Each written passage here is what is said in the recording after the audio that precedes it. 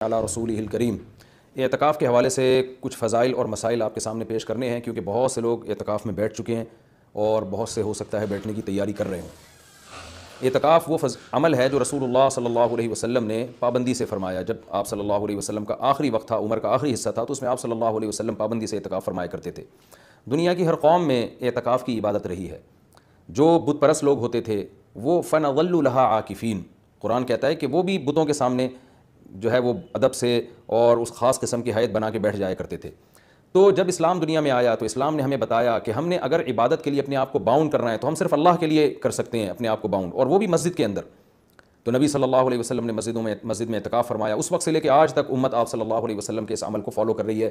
اس کی فضیلت کیا ہے؟ رسول اللہ صلی اللہ علیہ وسلم نے فرمایا ایک دن کا اعتکاف، بشرطے کے اخلاص کے ساتھ ہو، ایک دن کا اعتکاف آپ نے فرمایا انسان کو جہنم کی آگ سے ایسے دور کر دیتا ہے جیسے زمین اور آسمان کا جیسے فاصلہ ہے۔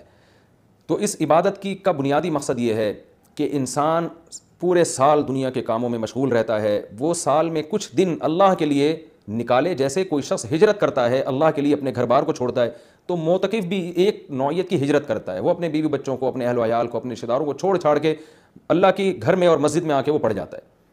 تو اللہ کو یہ عمل بہت محبوب لگتا ہے کہ اتنی مصروفیتوں میں جب لوگ دنیا کی گہما گہمیوں میں مبتلا ہیں، کوئی شخص میری خاطر سب کچھ چھوڑ چھاڑ کے میرے گھر میں آ کے پڑھ جاتا ہے کہ اللہ جب تک تو مجھے معاف نہیں کرے گا، جب تک تو مجھے سیدھے راستے پہ چلنے کی توفیق نہیں عطا فرمائے گا، گویا میں تیرا در چھوڑوں گا نہیں۔ تو اللہ کو یہ عمل بہت محبوب ہے، اور پچھلی امتوں میں بھی کسی نہ کسی درجے میں یہ عمل مختلف شکلوں میں مشروع رہا ہے۔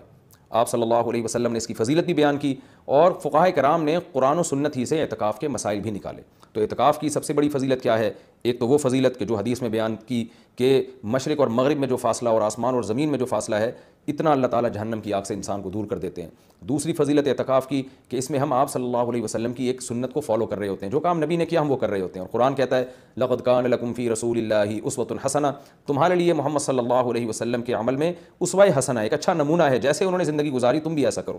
تو نبی صلی اللہ علیہ وسلم کی سنت اس سے زندہ ہوتی ہے۔ دوسری فضیلت، تیسرا فائدہ اعتکاف میں کیا ہوتا ہے کہ آپ 10 دن جب مسجد کے ماحول میں گزارتے ہیں، مسجد کی ایک روحانیت ہوتی ہے، مسجد گناہوں سے پاک جگہ ہے، تو اس کچھ بھی نہ کریں، اس روحانیت کے اثرات آپ کے دل کے اندر جذب ہوتے ہیں، لاشعوری طور پر آپ کا دل اندر سے تبدیل ہوتا ہے۔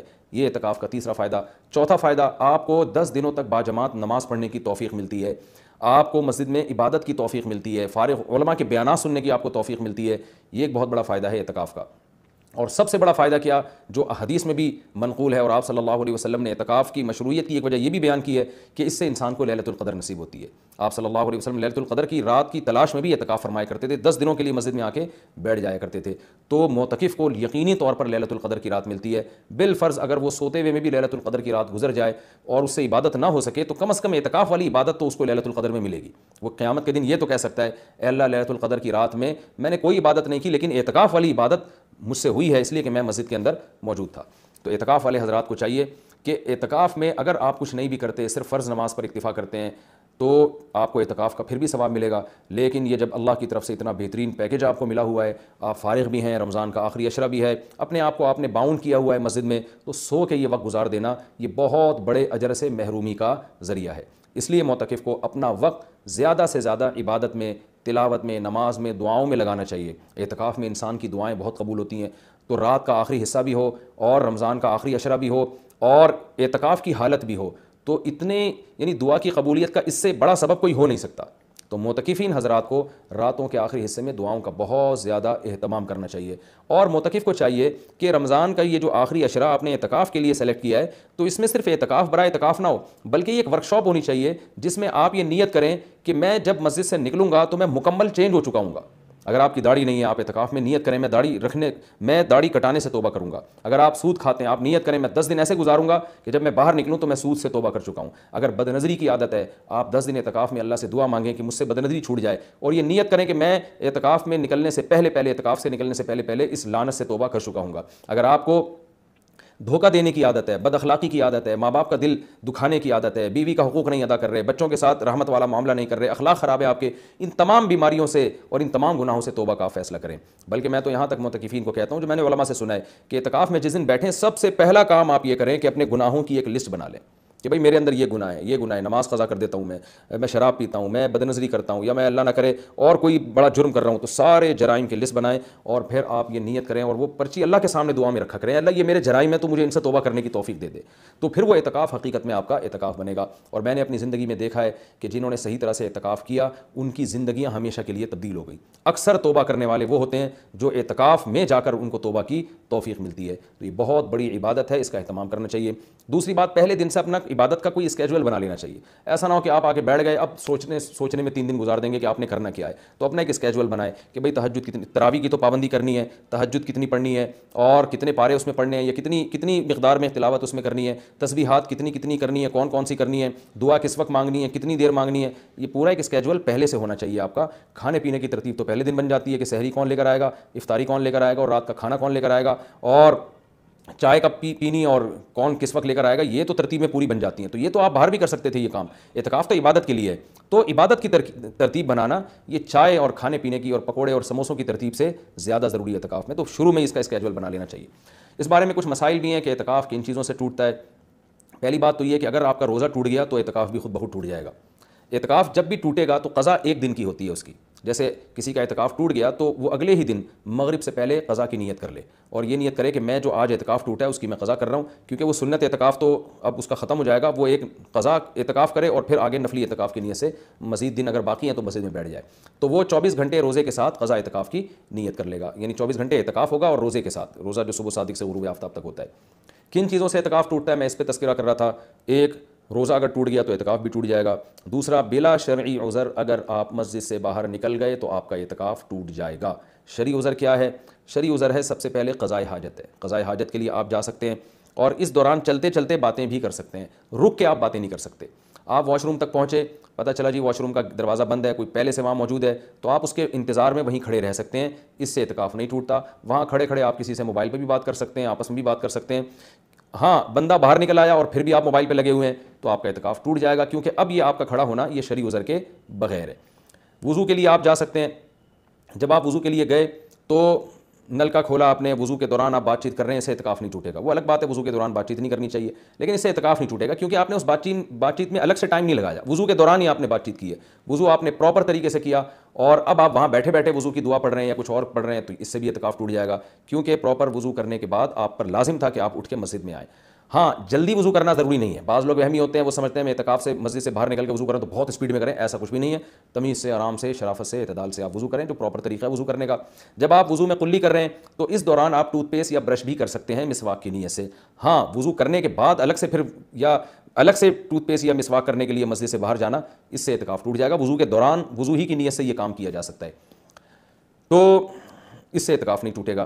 اسی طرح اگر کسی کے لیے گھر سے کھانے پینے کا انتظام نہیں ہو رہا، کوئی لا کے دینے والا نہیں ہے، تو وہ مجبوراً کھانا کھانے کے لیے بھی باہر جا سکتا ہے، کیونکہ یہ کھانا بھی انسان کی بنیادی ضرورتوں میں سے، آپ ہوٹل سے کھانا خریدنے کے لیے مجبوری میں جا سکتے ہیں اور لا سکتے ہیں۔ غسل کے لیے، فرض غسل کے لیے تو اعتکاف سے باہر نکلنا بالکل جائز ہے۔ سنت غسل کے لیے جو راجح قول ہے، جو دلیل کے لحاظ سے قوی ہے، اس کے مطابق سنت غسل کے لیے آپ اعتکاف کے لیے مسجد سے باہر نہیں جا سکتے، چاہے وہ جمعہ کا دن ہو یا کوئی بھی دن ہو۔ راجح قول بہرحال جمہور کا قول یہی ہے، اگرچہ کچھ علماء دوسرے قول کے بھی قائل ہیں، لیکن جو راجح قول ہے، جو جمہور کا قول ہے، جس پہ فتویٰ اب تک دیا جاتا رہا ہے، وہ یہی ہے کہ آپ غسل نہیں کر سکتے۔ ہاں، یہ ضرور ہے کہ اگر آپ واش روم میں گئے اور وہاں کوئی غسل کا بھی انتظام ہے، جیسے اٹیچ باتھ روم ہوتے ہیں، تو جتنی دیر میں وضو کرنے میں ٹائم لگتا ہے اتنی دیر میں آپ اگر غسل کر لیتے ہیں تو آپ کا اعتکاف نہیں ٹوٹے گا۔ اور ظاہر ہے یہ جب ہی ہوگا جب بغیر صابن کے آپ غسل کریں، اب جلدی جلدی کپڑے اتار کے بس پانی بہائیں، جتنی دیر میں وضو کرتے ہیں اتنی دیر میں، تو وضو ہی کی نیت سے آپ غسل بھی کر لیں تو پھر اعتکاف نہیں ٹوٹے گا، لیکن اگر آپ نے ٹائم لگا لیا تو ٹوٹ جائے گا۔ گرمیوں میں بہت بڑی پرابلم ہو جاتی ہے، پسینے کی بدبو لوگوں میں آ رہی ہوتی ہے، تو ایسے موقع پر اگر کوئی مسجد میں ایسا انتظام کر لیا جائے کہ مسجد ہی میں کوئی ایسا ٹب ہو جہاں بیٹھ کے کوئی نہا لے اور مسجد گندی نہ ہو، تو اس کی بھی گنجائش ہے، یا صرف سر دھو لے، اور سر تو دھویا جا سکتا ہے، آپ مسجد سے سر تھوڑا سا باہر کریں اور پھر کوئی شخص پانی ڈال کے یا خود ہی آپ پانی ڈال کے اپنے سر کو دھو لیں صابن سے، تو یہ بھی جائز ہے۔ پاؤں آپ کے مسجد کے اندر رہنے چاہیے، پاؤں اگر مسجد سے باہر نکل گئے تو اعتکاف ٹوٹے گا، پاؤں اگر مسجد کے اندر ہیں تو اعتکاف نہیں ٹوٹتا۔ یہ بھی اعتکاف کے کچھ بیسک مسائل تھے۔ اعتکاف کے دوران آپ کسی کے جنازے میں جانے کے لیے مسجد سے باہر جائیں گے، اعتکاف ٹوٹ جائے گا۔ کسی کی عیادت کے لیے مسجد سے باہر نکلیں گے، اعتکاف ٹوٹ جائے گا۔ لوگ کر رہے ہوتے ہیں یہ کام، جی وہ اللہ معاف فرمائے نانی کا انتقال ہو گیا، چاچا کا انتقال ہو گیا تو ہم جا رہے ہیں، تو بھائی نہیں جا سکتے آپ، جس کا بھی انتقال ہو گیا اس کے لیے یہیں بیٹھ کے آپ دعائے مغفرت کریں، اور ان کا جنازہ اگر وہیں آ جاتا ہے تو مسجد کے اندر بعض جگہوں پہ صفیں بنتی ہیں، جنازہ باہر رکھا جاتا ہے تو ٹھیک ہے، مسجد سے باہر آپ نہیں جا سکتے۔